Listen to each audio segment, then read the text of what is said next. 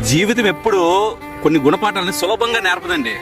2 ముట్టికాయలు గట్టిగా కొట్టి మరీ నేర్పిస్తుంది. అది మీకు తెలుసా?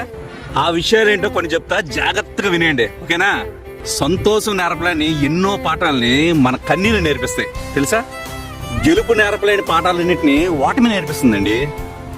స్నేహం నేర్పలేని ఎన్నో పాఠాలని మోసం చాలా జాగ్రత్తగా నేర్పిస్తుంది.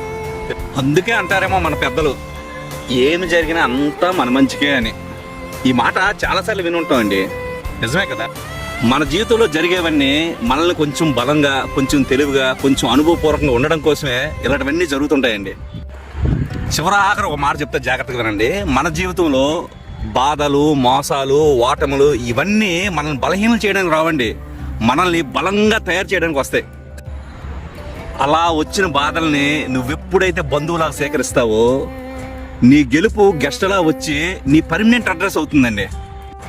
మనకి జీవితం చేసే ప్రతి గాయం మనం బాధ పెట్టడానికి కాదండి, మనల్ని బుద్ధి నేర్పడానికి, మనం బలంగా తయారు చేయడానికి. నచ్చితే ఒక లైక్ చేసుకోండి. బాయ్, ఉంటా మరి.